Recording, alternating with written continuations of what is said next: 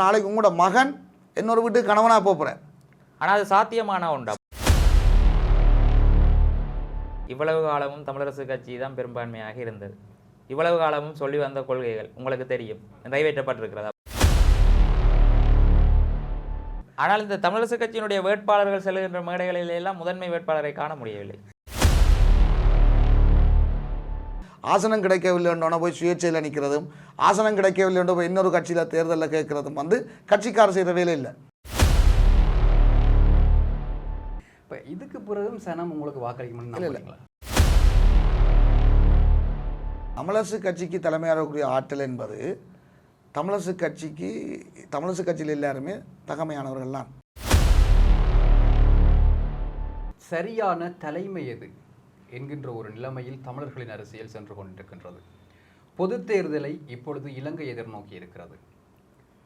வடகிழக்கு பிரதேசங்களிலே தமிழ் கட்சிகள் போட்டி போட்டுக்கொண்டு களத்திலே இறங்கி நிற்கின்றன இந்த தேர்தலை எதிர்கொள்வதற்காக. இந்த நிலையில் சரியான கொள்கைகள், விளக்கங்கள் இவற்றை பொதுமக்களுக்கு கொண்டு சேர்க்கின்ற பணியிலே சமூகம் வேட்பாளர்களினுடைய நேர்காணல்களை அடுத்தடுத்து வழங்கி கொண்டிருக்கின்றது. இன்றைய தினம் இந்த விவாதத்திலே எங்களோடு இங்கே கலந்து கொண்டிருக்கிறார் இலங்கை தமிழரசு கட்சியின் சார்பாக வேட்பாளராக யாழ் தேர்தல் மாவட்டத்திலே களத்தில் போட்டியிடுகின்ற திரு சுகிர்தன் அவர்கள். வணக்கம். வணக்கம். என்னோடு சக ஊடகவியலாளர் சிவானுஜன் இணைந்திருக்கின்றார். வணக்கம். வணக்கம். நான் ஏற்கனவே இந்த அறிமுகத்தில் கூறியது போன்று அகிம்சை வழி போராட்டங்கள் இடம்பெற்றிருக்கின்றன, ஆயுத போராட்டங்கள் இடம்பெற்றிருக்கின்றன. அதற்கு பிறகு ஒரு 15 வருட கால பகுதி இப்பொழுது சென்றிருக்கின்றது. யுத்தம் நிறைவடைந்ததன் பிற்பாடு மக்கள் தேடிக்கொண்டே இருக்கின்றார்கள் தங்களுக்கான ஒரு அங்கீகாரத்தை. இந்த உரிமை பிரச்சனைகளுக்கு ஒரு தீர்வு கிடைக்காதா என்று தேடிக்கொண்டிருக்கின்றார்கள். தமிழரசு கட்சி இந்த யுத்தம் நிறைவடைந்ததன் பின்னர் இந்த 15 வருடத்தில் எதையாவது மக்களுக்கு ஒரு விமோசனம் அல்லது ஒரு தீர்வு என்று எதையாவது கொடுத்திருக்கிறது என்றால் எதை சொல்லுவீர்கள்? உண்மையில் நீங்கள் கூறியது போன்று அகிம்சை வழியில் ஆரம்பித்த எங்களுடைய போராட்டம் ஆயுத போராட்டமாக மாற்றம் பெற்று இன்று ஒரு ராஜதந்திர போராட்டமாக இருக்குது. நீங்கள் உங்களுடைய 3ஆக சேர்த்து கொள்ளணும். அகிம்சை, ஆயுதம், அடுத்த ராஜதந்திரம். இந்த 15 வருஷத்தில் ராஜதந்திர போராட்டம் தான் நடந்து கொண்டிருக்குது. ராஜதந்திர போராட்டம் நடைபெற்றால்தான் ஆரம்பத்தில் உலக நாடுகள் பயங்கரவாதத்தை ஒழித்த தலைவர் என்று சொன்ன மஹிந்த அரசுக்கு எதிராகவே ஜெனீவாவில் அந்த நாட்டுக்கு அரசாக எதிராக குற்றப்பிரேரணை அல்ல நாட்டுக்கு எதிரான பிரேரணை நிறைவேற்றப்பட்டது. அது ராஜதந்திர நகர் என்ற வெற்றி. என்ற யுத்தம் முடித்த பின்னர் பயங்கரவாதத்தை அளித்த தலைவர் என்று வாழ்த்து கூறின அனைத்து நாடுகளும் இலங்கை அரசாங்கத்துக்கு எதிராக ஐக்கிய நாடுகள் சபையில் ஆதரவளித்திருந்தது. எதிரான தீர்மானத்துக்கு, இலங்கை அரசுக்கு எதிரான தீர்மானம், எங்களுக்கு சார்பான தீர்மானம். அது எங்களோட ராஜதந்திர நகர்வு தான். உண்மையாக நாங்கள் இந்த 15 வருஷத்தில் இந்த ராஜதந்திர நகர்வு இல்லாமல் விட்டிருந்தால் ஒரு யுத்தத்தில் வென்றவர்கள் முழுமையாக வெற்றியை எங்கள் மீது திணித்திருப்பார்கள். அதாவது எந்த ஒரு நாட்டில் போராட்டம் நடந்தால் அந்த போரில் வென்றவன் அந்த நாட்டை கைப்பற்றுவான். அதே போன்ற ஒரு மிகவும் மோசமான அடக்குமுறை கொண்டு தமிழ் மக்கள் மீது நடந்திருக்கு. யார் கேட்குறது? ஆனால் அப்படி ஒன்றுமே நடக்கவில்லை. அதுக்கு பிறகு விடுபட்ட காணிகள் விடுபட்டது. அதுக்கு பிறகு அரசியல் கைதிகள் விடுபட்டிருக்கிறார்கள். தடுப்பிலே கொண்டு வைக்கப்பட்டிருந்த போராளிகள் விடுபட்டிருக்கின்றார்கள். இதெல்லாம் ஒரு ராஜதந்திர நகர்வு நகர்ந்ததால் நடந்தது. தமிழரசு கட்சி இந்த 15 வருஷம் இவ்வாறான நகர்வை நகர்த்தியதால்தான் எங்கள் இனம் பாதுகாக்கப்பட்டு நடந்தது பயங்கரவாதத்துக்கு எதிரான போராட்டம் அல்ல, ஒரு இனத்தின் மீதான போராட்டம். அந்த இனத்தை பாதுகாப்பவர்களைத்தான் இவர்கள் அளித்தார்கள். இவர்கள் அளித்தது பயங்கரவாதிகளை அல்ல என்ற செய்தியை எங்களுடைய தலைவர்கள் வெளிநாடுகளுக்கு கொண்டு சென்றிருக்கின்றார்கள். அதனால்தான் இன்று எங்களுடைய இனம் இந்த அளவு தூரம் இருப்புடன் நாங்கள் இருக்கின்றோம். உயிர் செத்தாலும் முதல்கள் மெய் பேசுமே, இடர் சூழ்ந்தாலும் தடை நேர்ந்தாலும் வருடங்கள் 7 கழிந்தாலும் என் வேகத்தில் தளர்ச்சி இல்லை.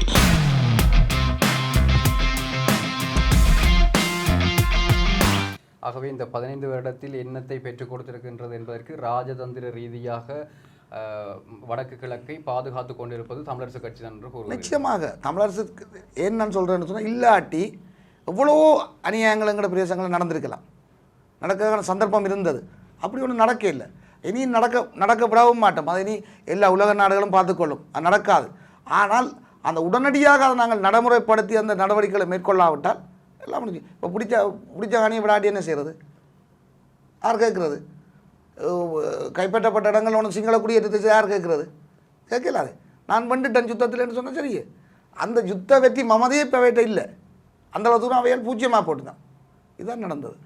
இந்த தீர்மானம் நிறைவேற்றப்பட்டதை பற்றி கூறுகிறீர்கள். தீர்மானங்கள் நிறைவேற்றப்படுகின்றன. ஆனால் அந்த தீர்மானத்தை தொடர்ந்து இலங்கை அரசாங்கம் எதிர்த்து கொண்டே இருக்கின்றது. இப்பொழுது அனுரகுமார் அரசாங்கமும் அதனை எதிர்த்திருக்கின்றது. ஆகவே நீங்கள் ராஜதந்திர ரீதியாக நகர்வதுன்னு சொன்னால் சர்வதேசத்தோடு மட்டும்தான் ராஜதந்திர ரீதியாக நடந்து கொண்டிருக்கிறீர்கள். இங்கே இருக்கின்ற இலங்கை அரசாங்கத்தோடு இல்லை நல்லாட்சி காலத்தில் இலங்கை அரசாங்கமே சேர்ந்து அந்த தீர்மானத்துக்கு ஆதரவளித்தது நல்லாட்சி அரசில்.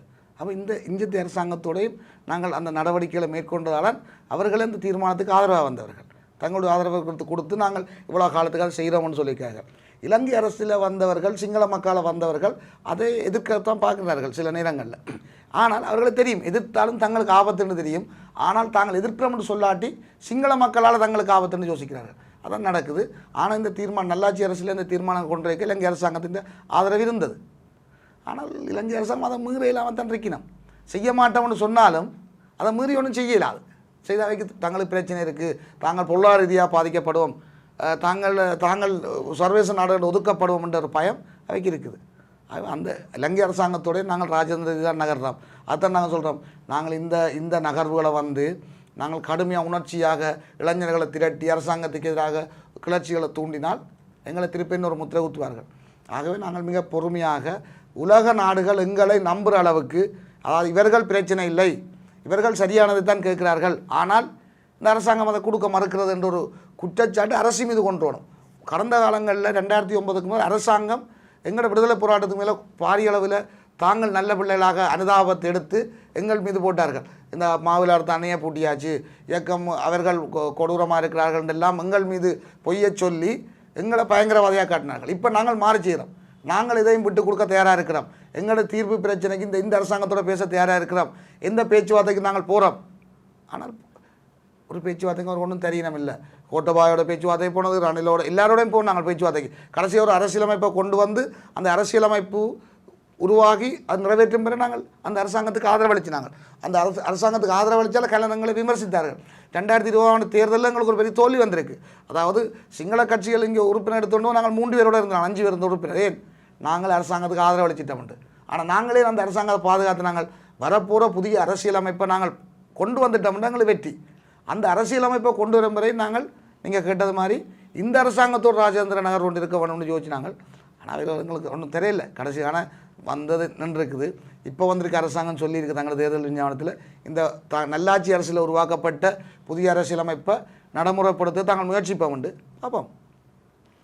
சுர்தன் அவர்கள், தற்கால சூழ்நிலையிலே, அதாவது பொது தேர்தல் அறிவித்து குறுகிய கால சூழ்நிலையிலே மிக முக்கியமாக முதலாவது விடயம் என்னவென்று சொன்னால், இந்த பொது தேர்தலிலே தெரிவு செய்யப்பட்டிருக்கக்கூடிய 9 வேட்பாளர்கள் எவ்வாறு தெரிவு செய்யப்பட்டார்கள்? உண்மையாக இந்த தெரிவு என்பது எங்களோட கட்சி ஒரு மிகவும் வடகிழக்கு பூராக கிராம மட்டத்தில், அதாவது வட்டார கிளையிலிருந்து கிளைகள் உருவாக்கப்பட்டு வந்த ஒரு கட்சி. எங்களோட கட்சிக்கு வட்டார கிளைகள் இருக்குது, பிரதேச கிளை, தொகுதி கிளை இருக்குது, மாவட்ட கிளை, பொதுச்சேவை, மத்திய குழு, அரசியல் குழுன்னு எல்லாம் இருக்குது. எங்களோட மத்திய குழுவில் ஒரு 11 பேர் கொண்ட நியமன குழு ஒன்று நியமிக்கப்பட்டது. அந்த நியமன குழு தான் எங்களோட வேட்பாளர் தெரிவு செய்யப்பட்டது. குறிப்பாக யாழ் மாவட்டத்தில் தெரிவு செய்யப்பட்ட வேட்பாளர். நாங்கள் இந்த முறை ஒரு தீர்மானத்துக்கு வந்துட்டோம். அதாவது பகிரங்கமாக ஒரு அழைப்பு விடப்பட்டது. பழையபடி எல்லாரும் ஒன்றா கேட்போம் வாங்கொண்டு அழைப்பு கொண்டு விடப்பட்டது. அதுக்கு ஒரு தரம் வரையில்லை. ஆனால் நாங்கள் தமிழரசு கட்சியாக தனிச்சு கேட்போம்னு தீர்மானிக்கப்பட்டது. வராததற்கான காரணம் என்ன? வராத காரணம் அவையிட்டு தான் கேட்கணும். ஏனென்றால் அவையில் ஒவ்வொருத்தரும் தாங்கள் எல்லோரும் வேட்பாளர் நிற்கணும்னு வச்சா வரையலாது. உண்மையான தான் பிரச்சனை. எங்கேயும் பார்த்தீங்கன்னு சொன்னால் எங்கண்ட இந்த கட்சியிலேருந்து வெளிக்கிட்டாக்கள் எல்லாரும் தேர்தலில் வேட்பு மனுவில் தங்களுக்கு இடம் கிடைக்கலன்னா வெளிக்கிட்டவர். இப்போவும் 10 கட்சிகள் வெளியில் நிற்கணும். அதாவது கட்சின்னு சொல்லி கொண்டிருக்கா, கட்சி இல்லை, 2 பேர் 3 பேர் 5 பேரோட கட்சி தலைவர், கட்சி செயலாளர், நாயகம். அப்போ அந்த 10 பேரும் தங்களோட கட்சி தலைவர்கள் சீட்டுண்டா கொடுக்கலாது. ஆனால் எல்லோரும் சேர்ந்து ஒரு கொமனான ஒரு பொதுவான ஒரு நிபந்தனை கீழே 9 வேட்பாளரும் வடகிழக்குள்ள வேட்பாளர் தெரிவு செய்யலாம். அந்த உடன்பாடும் அவர்கள் வரையில்லை. அவர்கள் என்னென்றால் தாங்கள் ஒரு கட்சியை துவங்கிட்டோம், தாங்களை தனிச்சு கேட்கப்பட்டு கேட்டினோம். அதுக்கு பிறகு தமிழரசு கட்சி தனிச்சு தமிழரசு கட்சியாக தேர்தலில் போட்டிட்டது. ஆகவே கட்சிக்காரர் நீங்கள் கேட்டீங்களானே, இந்த அடிப்படை வாக்கு வேட்பாளர் தெரிவியில் 90% கட்சிக்காரராக தான் பார்த்தது. அதாவது கட்சிக்காக வேலை செய்தவர்கள். இன்றைய பார்த்தீங்கன்னா எங்கண்ட 9 வேட்பாளர், 7 வேட்பாளர்கள், அதில் 4 பேர் கட்சியின் தொகுதிக்குள்ள தலைவர்கள். 2 பேர் கட்சிக்குள்ள தொகுதி பொருளாளர், உபதலைவர், ஒரு ஆள் கட்சியின் தொகுதிக்குள்ள செயலாளர். தொகுதிக்கிளைன்றது அந்த தொகுதியை பிரதிநிதித்துவப்படுத்தி வந்த வட்டாரக்கிளைந்து வரும். ஆகவே கட்சிக்காரர் தான் பிரதானம்.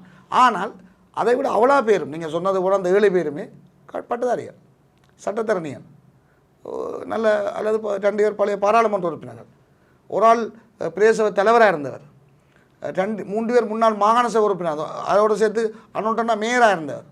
இப்படி தான் கட்சிக்காரர் தெரிவு செய்யப்பட்டது. அடுத்த 2 பெண் வேட்பாளர் தெரிவு செய்யப்பட்டது. 2 பெண் வேட்பாளர் தெரிவிலையும் நாங்கள் எங்களோட கட்சிக்கு ஆசனங்கள் கொடுக்க நடுக நாங்கள் பார்க்குறோம். பெண் வேட்பாளர் தெரிவுண்டு வந்தால் வெல்லோடும், பெண் வேட்பாளர்கள் வெல்லக்கூடியவர்களாக இருக்கணும். கடந்த காலங்களில் கட்சிக்காக உழைத்தவர்கள்லாம். ஆகவே அவர்களையும் பார்த்து கட்சிக்காக 2 பெண் வேட்பாளர் தெரிவு செய்யப்பட்டிருக்காங்க. ஆகவே தெரிவு செய்யப்பட்டார்கள் நிச்சயமாக கட்சிக்காரராக தான் இருந்தார்கள். அதான் அடிப்படை தகுதியாக இருந்தது. 7 பேர், அதில் குறிப்பாக மிக முக்கியமாக முதல் தெரிவு செய்யப்பட்ட 7 பேரும் கட்சியின் மூல தொகுதிகள தலைவர்களாக தான் இருக்கார். இதிலே ஒரு உண்மைத்தன்மை ஒன்று மக்களுக்கு தெளிவுபடுத்த வேண்டும். மக்களுடைய நிலைப்பாட்டில் இருந்து வந்த கருத்துக்கள் தான். அதாவது தமிழரசு கட்சி தெரிவு செய்திருக்கக்கூடிய அந்த 9 வேட்பாளர்களிலே ஒருவரை தவிர மீதமுள்ள அத்தனை பேரும் சட்டத்தரணி சுமந்திரன் அவர்களுடைய ஆதரவாளர்கள் அல்லது இந்த அரசியலிலே சுமந்திரனோடு சேர்ந்து பயணிக்கக்கூடியவர்களைத்தான் கட்சி தெரிவு செய்யப்பட்டிருக்கிறது. குறிப்பாக நீங்கள் இப்போ வைக்க போகிற ஒரு குற்றச்சாட்டு வந்து அது சுமந்திரனுடைய ஆதரவு அல்ல, தமிழரசு கட்சியினுடைய நியமன குழு தான் தெரிவு செய்தது என்று வைக்க போறீர்கள். நியமன குழுவில் இருப்பவர்கள் கூட சுமந்திரனுடைய ஆதரவாளர். அப்படி பார்த்தா நியமன குழுவில் இருக்கிறவர்கள் சுமந்திரனுடைய ஆதரவாக தெரிவு செய்யப்பட்டார்கள். சுமந்திரன் கட்சி சுமந்திரன் கட்சி இல்லை அப்படின்னா முழுமையா விளங்க இல்லை. நியமன குழுவில் தெரிவு செய்யப்பட்ட நியமன குழுவை தெரிவு செய்யப்பட்டது மத்திய குழு தான். நியமன குழுவை தெரிவு செய்தது மத்திய குழுவில் 38 பேர் இருந்து 11 பேரை தெரிவு செய்தது நியமன குழு. அப்போ ஒன்றில் அந்த 38 மத்திய குழுவும் சுமந்திரன் ஆளாக இருக்கணும். அப்போ தான் 11 பேர் எங்களுடைய ஆளாக வரலாம். நீங்கள் சொல்கிற மாதிரி சுமந்திரன் ஆளுன்னு சொல்கிறேன்டா. 2வது அவே 11 பேர் தெரிவு செய்கிறேன்டா. இல்லை 2 விஷயம்தான். இப்போ செயற்பாட்டு அரசியலில் இருந்தார்கள். இப்போ மக்கள் மத்தியில் போய்க்க நாங்கள் கடந்த 5 வருஷமாக மாகாண சபை முடிஞ்ச பிறகு நாங்கள் தொடர்ந்து மக்களுடன் சேவையாற்றி கொண்டிருக்கிறோம். மக்களுக்காக வேலை செய்வதோடு சேர்ந்து நாங்கள் வேலை செய்கிறோம். சுமந்திரன் நம்பி மக்களுக்காக வேலை செய்து கொண்டிருக்கார், சிறிதர் நம்பி மக்களுக்காக வேலை செய்து கொண்டிருக்கார். நாங்களும் தொடர்ந்து சமூகத்துக்கு வேலை செய்து கொண்டிருக்கிறார்கள்லாம். சமூகத்துக்கு வேலை செய்து கொண்டிருக்காத, அதாவது அவைகளை யாருன்றே தெரியாது ஆனால் சுமந்திரனுக்கு மட்டும்தான் தெரியும்னு சொல்லி கொடுத்துருந்தா உங்களோட குற்றச்சாட்டு ஓகே. நாங்கள் இன்றைக்கு என்ன நடந்தாலும் என்ன பிரச்சனை நடந்தாலும் மக்கள்கிட்ட போய் நிற்கிறார்கள். இதுவரை மாகாண சபை முடிஞ்சிட்டு மாகாண சபையில் வந்து 30 உறுப்பினர்கள் இருந்தவர்கள். ஆனால் நீங்கள் பார்க்கலாம் உங்களோட நீங்கள் ஒரு ஊடகத்தில் இருக்கிற மட்டத்தில் பார்த்தால் ஒரு கொஞ்சம் ரவிகரன் மாதிரி டாக்டர் சத்யல் அப்படி ஒரு கொஞ்சம் பேர் நாங்கள் சமூகத்துக்கு வேலை செய்துருக்கிறோம். அதாவது பதவி முடிஞ்சா பிறகு ஏன்னா எங்கள் அரசியல் மக்களுக்கு ஏதாவது செய்யணும்ன்ற சிந்தனை, அரசியல் எங்களுக்குள்ள ஆர்வம் அதெல்லாம் இருக்கிறோம். ஆகவே நீங்கள் இந்த கொடுத்த வேட்பாளரை நீங்கள் சுமந்திரன் ஆக்கள்ன்ற குற்றச்சாட்டுக்கு முதல் அவர்களை என்ன செய்தார்கள்? அவர்கள் இவ்வளவு கால அமைதியாக இருந்தார்களா? அவர்கள் ஒன்றுமே செய்யவில்லையா? அவர்களை மக்களுக்கு தெரியாதா? அவர்கள் இதுவரை மக்கள்கிட்ட போகவில்லையான்றதை நீங்கள் பார்த்தீங்கன்னா தெரியும். இந்த குற்றச்சாட்டை யார் வைக்கணும்னு சொன்னால் எங்களுக்கான எதிர் வேட்பாளர்கள்லாம் வைக்கணும். நேர்மையான பிணைத்திறன்மிக்க அரசியல் இளைஞர்களின் வருகையை ஆதரிப்போம். சட்டத்தரணி இளம் துளை முயற்சியாளர் ESP நாகரத்னம் கமலரூபன், சுயேட்சை குழு இலக்கம் 2, ஊஞ்சல் சின்னம் இலக்கம் 4. இல்லை, இதே நேரம் தமிழரசு கட்சியினுடைய மகளிர் அணி தலைவி உட்பட அவர்கள் ஒரு பத்திரிகை மாநாட்டிலே குறிப்பிட்ட விடயம், எங்களுடைய விண்ணப்பங்கள் யாவுமே பரிசீலனை செய்யப்படவில்லை. எங்களுடைய விண்ணப்பங்கள் அந்த நியமன குழுவிலே நாங்கள் கொடுத்திருந்தோம், அது பரிசீலனை செய்யப்படவில்லை. தனக்கு தெரிந்தவர்கள், அவர்களுக்கு தெரிந்தவர்கள், அவர்களோடு நன்றாக வேலை செய்யக்கூடியவர்களைத்தான் இந்த தமிழரசு கட்சி வேட்பாளர்களாக நிறுத்தியிருக்கிறது. 2020ஆம் ஆண்டும் நியமன குழு வந்த டைமில் சசிகலாக்காக்கும் அம்பிகாக்காக்கும் நாமினேஷன் வந்தது. அதுக்கும் இதே டீம் தான் போய் தந்தை செல்வான்ற சிலைக்கு முன்னால் உண்ணாவிரதம் இருந்து போட்டி கொடுத்தவ. சசிகலாக்கா தெரிவு செய்த பிள்ளை, அம்பியாக்கா தெரிவு செய்த பிள்ளை என்று போட்டி கொடுத்தவ. இன்றைக்கி அவதான் சொல்லினா சசிகலாக்கா தெரிவு செய்யணும்னு சொல்லி 2020 அவதான் சொன்னவ. சுமந்திரன் கொழும்புலேருந்து 2 மாங்கனிகளை கொண்டிருக்கிறார். ஆடியா அப்படியான்னு கணக்காச்சு. அதில் கதைக்கிற முதலில் சொல்லி அவாவும் கொழும்புலேருந்து தான் வந்தோம், அது வேறு. ஆனால் அதே தான் இன்றைக்கு சொல்லினா சசிகலாக்கா அன்றைக்கு சசிகலாக்கா அந்த தெரிவை பிள்ளைன்னு சொன்னாங்கல்ல. ஆகவே இவியல் தங்களுக்கு நொமினேஷன் கிடைக்கலன்றோன்னே இப்படி சொல்கிறேன். நாங்கள் யோசிக்கணும் எப்படி கட்சிக்கு வாக்கெடுத்து தரக்கூடிய ஆக்கள், கட்சி வெல்ல வேணும். அதுக்கு முன்ன ஒரு தமிழரசு கட்சியாக கேட்குறோம். ஆகவே கட்சி பலமாக 4 ஆசனங்களை வெல்ல வேணும் குறைந்தது என்ற நோக்கத்தில் நாங்கள் சில பேரை உள்ளுக்கெடுத்தது. அதில் உண்மையில் நீங்கள் பார்க்கலாம், கிருஷ்ணமணியாக எடுத்தால் அவர் மிகுந்த ஒரு பெரிய செயற்பாட்டாளர். இப்போ இன்றைக்கு ஊடகத்துக்கு முன்னால் இருந்து பேட்டி கொடுக்குறவர்களை விட நீண்ட காலம் மிக இறுக்கமான யுத்த காலங்கள் இருந்த காலத்திலையும் சமூகத்துக்காக எழுச்சி பணிகள் கணக்க வேலை செய்திருக்கிறார். இப்போ அதுகள் ஒன்றும் தெரியாமல் தங்களுக்கு ஆசனம் கிடைக்கவில்லை என்று இவர்கள் ஊடகங்களுக்கு முன்னால் பேட்டி கொடுக்குறது என்பது மிகவும் ஒரு மோசமான செயல்.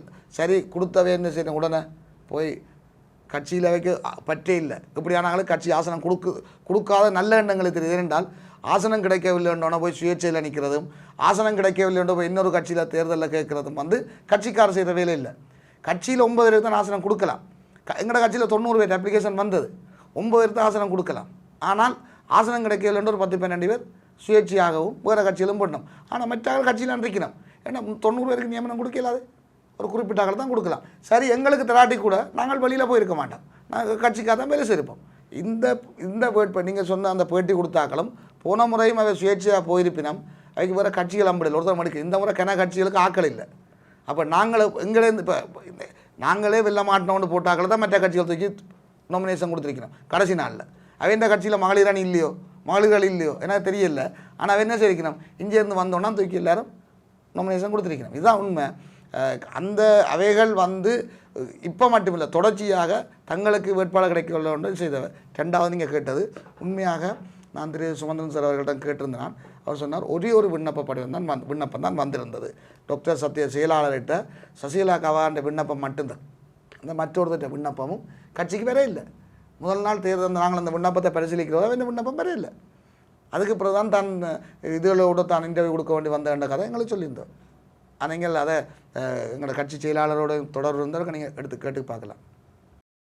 ஒரு தனி தமிழரசு கட்சியாக பலமாக அரசாங்க தரப்போடு ராஜதந்திர நகர்வுகளை செய்வதற்கு மக்கள் வாக்களிக்க வேண்டும் என்று கூறுகிறீர்கள்.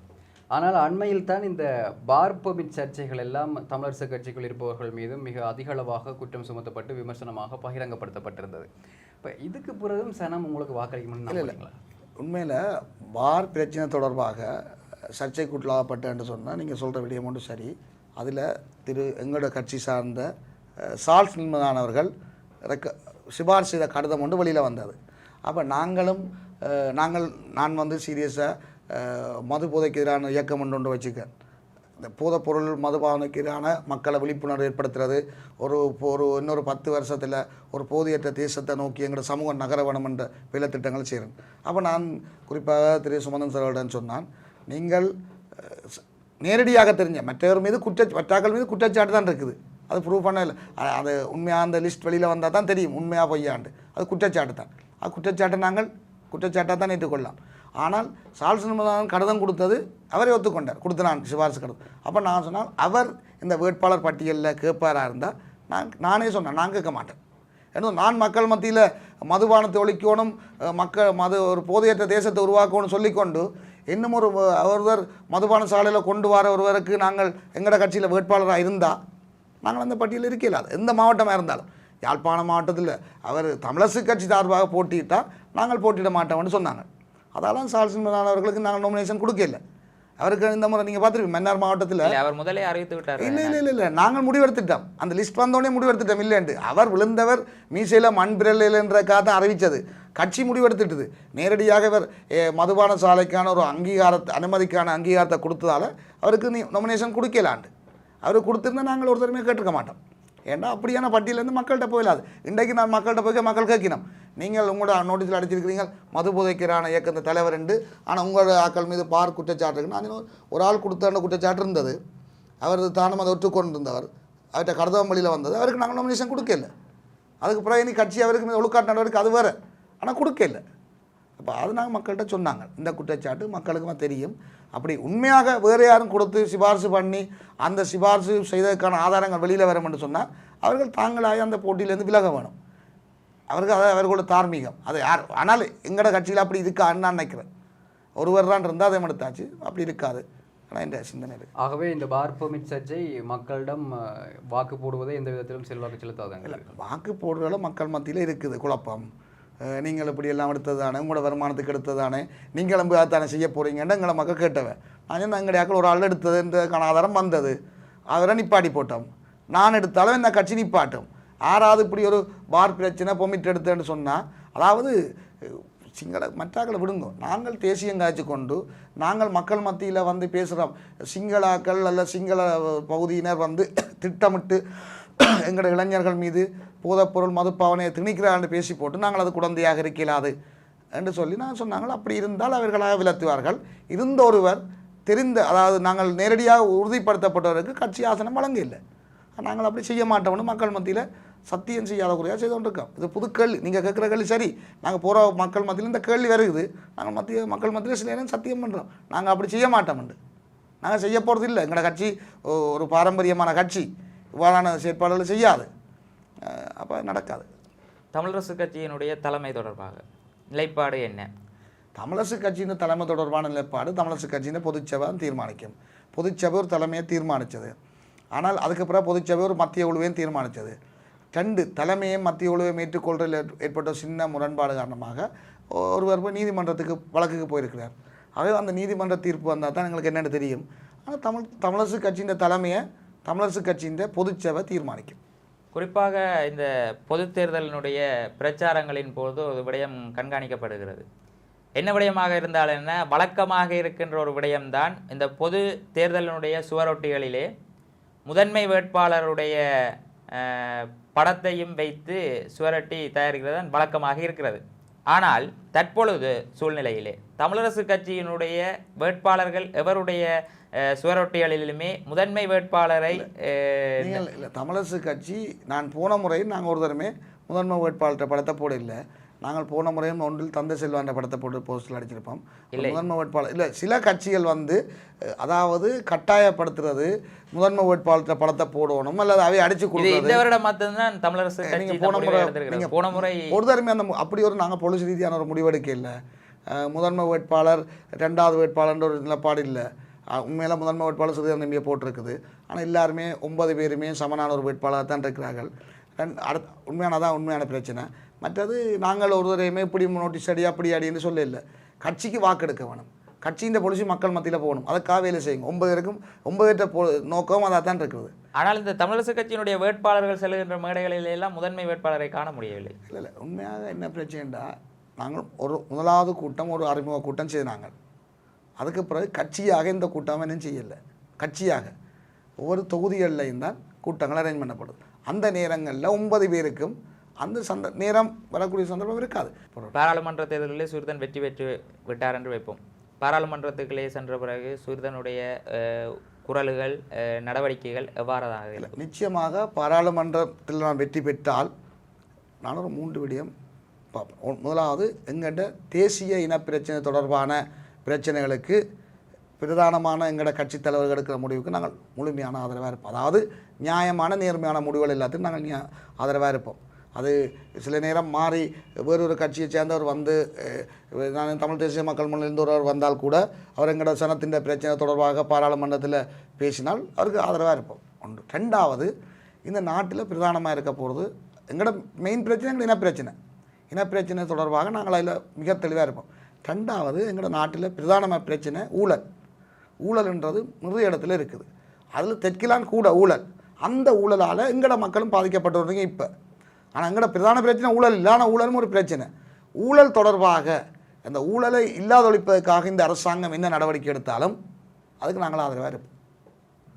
அடுத்த பிரச்சனை மது போதையற்ற தேசம் ஒன்று உருவாக்குறது. அது நான் தொடர்ந்து அது பாராளுமன்றத்தில் வெள்ளாட்டி என்ன இந்த வேலை திட்டம் ஒன்று இதாக இருக்கும் எப்போவுமே. அதாவது இன்றைக்கு எங்கள்ட சமூகத்தில் பெரிய பிரச்சனை இந்த மது போதைப் பொருள் பாவனை. அது இணைக்க இல்லாத பிரச்சனை. இன்றைக்கு நாங்கள் கூட்டங்களில் போனாலும் எல்லோரும் அதை கதைக்கணும். அப்போ கதைக்கிறவ கூட திருந்த இல்லை. இன்றைக்கு அவைகளும் திருந்தினா எல்லாம் திருந்திடலாம்.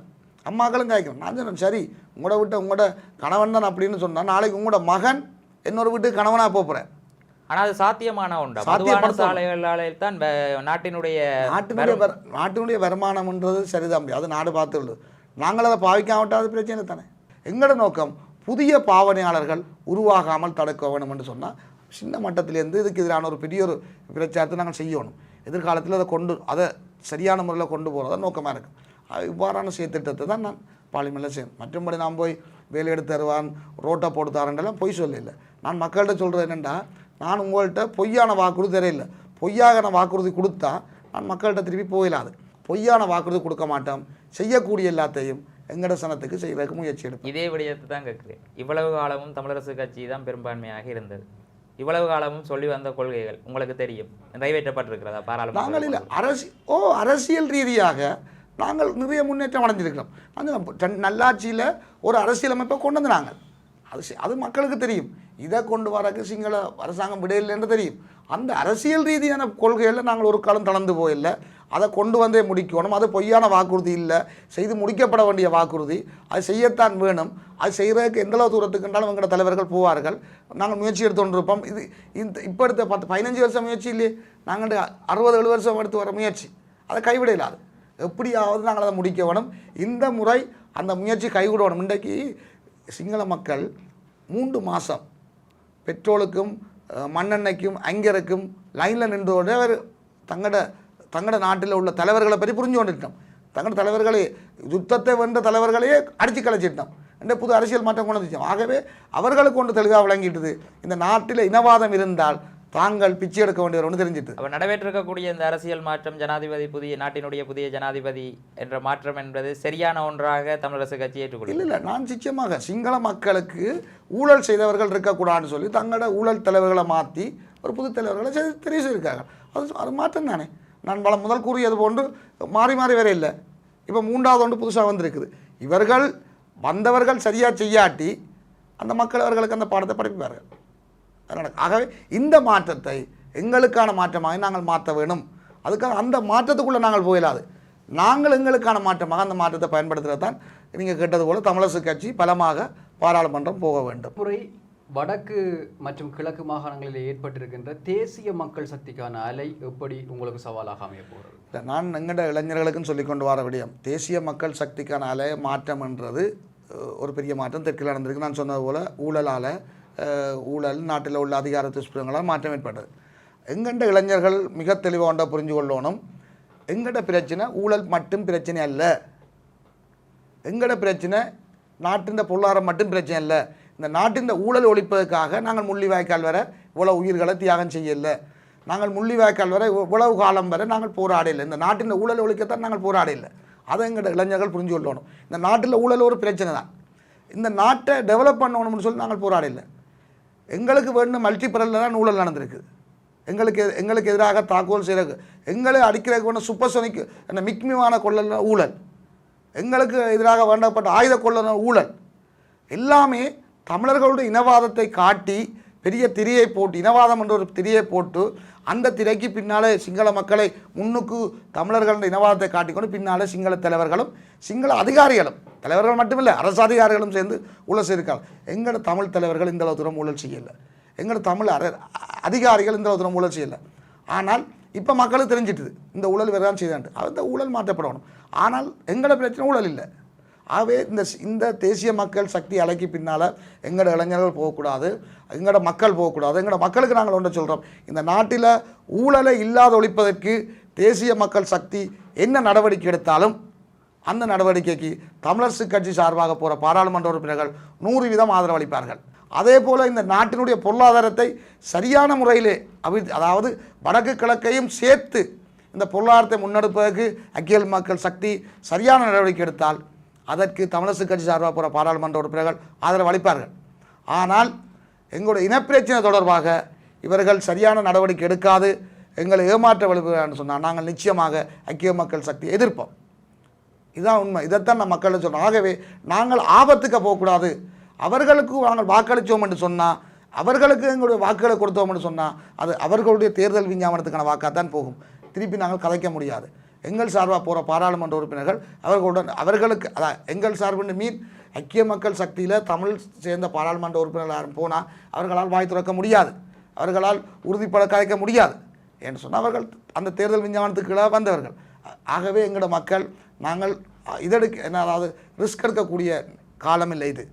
இது தமிழ் தேசிய கட்சிகள் தான் பாராளுமன்றம் போக வேண்டும். சிங்கள கட்சிகளுக்கு நாங்கள் வாக்களிக்க முடியாது. குறிப்பாக ஆட்சியில் இருக்கிற கட்சிக்கு வாக்களித்தால் நாங்கள் நன்மைகளை பெறலாம் என்ற சிந்தனையை எங்களோட மக்கள் விடணும். எங்களோட மக்கள்கிட்ட அந்த சிந்தனை வராது. இப்போ சிலர் இப்படி யோசிக்கணும், ஆட்சியில் இருக்கிற ஆக்கள்கிட்ட போனால் நாங்கள் ஏதாவது நன்மை வரலாம்ண்டு. அந்த நன்மை எங்களுக்கு முக்கியம் இல்லை. எங்களோட இனத்தின் விடுதலை சார்ந்து தான் முக்கியமாக இருக்குது. ஆகவே மக்கள் சிந்தித்து வாக்களிக்க வேண்டும். அன்றைக்கு ஆரம்பத்தில் ஜனாதிபதி தேர்தல் முடிந்த பின்னர் இருந்த அந்த ஐக்கிய மக்கள் சக்திக்கான அந்த அலை என்றது அவர்களுடைய கடந்த கால செயற்பாடுகளோட சரியாக குறைஞ்சி கொண்டு வந்துருக்கு. அதாவது அவர்கள் வந்த ஒரு மாதத்தில் 1000 வாகனங்களை கொண்டு விட்டுச்சினம், அவ்வளோதான், வேறு ஒன்றும் காண இல்லை. அவர்கள் எந்த அளவு தூரம் ஊழல் ஒழிக்கிற நடவடிக்கை எடுப்போ தெரியல. இந்த பார் லைசன்ஸ் தொடர்பான லிஸ்ட்டை வெளியிடுறேன்னு சொல்லிச்சினோம், வெளியிட இல்லை. ஏன் வெளியிடன்னு தெரியல. மஹிந்தாண்டு அழுத்தமா, சைனாண்டு அழுத்தமா, அமெரிக்காண்டு அழுத்தமான்னு எங்களுக்கு தெரியல, அல்லது யாரும் காசுக்காரட்டு அழுத்தமாக கூட தெரியல. ஆனால் ஊழலை ஒழிக்க போகிறோன்னு வெளிக்கிட்டா அதை வெளியிடணும். அவையே சொல்லிச்சினோம், இந்த இத்தனை பேருக்கு நாங்கள் உடனே வெளியிட போகிறோம்னா இன்னும் வெளியிட இல்லை. அது அது அந்த அரசாங்கத்துடைய பிரச்சனை, அது வேறு. ஆனால் அந்த அரசாங்கம் நல்லது செய்தால் நிச்சயமாக நாங்கள் அந்த அரசாங்கத்துக்கு ஆதரவு அளிப்போம். அதாவது அவையோட சேர்ந்து ஆதரவு அளிக்கிறது இல்லை. நாங்கள் வெளியிலேருந்து இப்போ நல்லாட்சி காலத்தில் நாங்கள் வெளியிலேருந்து ஆதரவு அளித்தது போல் அந்த விஷயங்களுக்கு ஆதரவு அளிப்போம். ஜனாதிபதி தேர்தலில் தேசிய மக்கள் சக்தி பெரு வெற்றியை பெற்றிருக்கின்றது. ஜனாதிபதியாக அனுரகுமார் திசாநாயக்க பதவியேற்று இப்பொழுது அரசாங்கம் பொது தேர்தலை அறிவித்திருக்கின்றது. இந்த பொது தேர்தலில் வடக்கு கிழக்கு மாகாணங்களில் தேசிய மக்கள் சக்திக்கு ஒரு அலை ஏற்பட்டிருப்பதாக பரவலாக பேசப்படுகின்றது. அந்த சூழ்நிலைகளுக்குள் தமிழ் தேசிய கட்சிகள் பல களத்தில் இறங்கியிருக்கின்றன. புதிதாக சுயேட்சை குழுக்கள் பல களத்தில் இறங்கியிருக்கின்றன. புதிய முகங்கள் அறிமுகப்படுத்தப்பட்டிருக்கின்றன. பழைய பாராளுமன்ற உறுப்பினர்கள் மீண்டும் தெரிவு செய்யப்படுவார்களா என்கின்ற பலத்த சந்தேகங்கள் நிலவிக் கொண்டிருக்கின்றன. இப்படியான சூழ்நிலைக்கு மத்தியில் இலங்கை தமிழரசு கட்சியை மக்கள் ஏன் தெரிவு செய்ய வேண்டும் என்பது தொடர்பாக இன்றைய தினம் எங்களுக்கு விவாதத்திலே பங்கு பற்றி விளக்கங்களை தந்திருக்கின்றார் வேட்பாளர் சுகிர்தன் அவர்கள். ஆகவே மக்களாகிய நீங்கள் தீர்மானிக்க வேண்டும். உண்மைகளையும் மக்களினுடைய கேள்விகளையும் கேட்கின்ற பணிகளை நாம் செய்து கொண்டிருக்கின்றோம். அவற்றைத்தான் இந்த நேர்காணல்கள் வழியாக தொடர்ந்து உங்களுக்கு வழங்கி கொண்டிருக்கின்றோம்.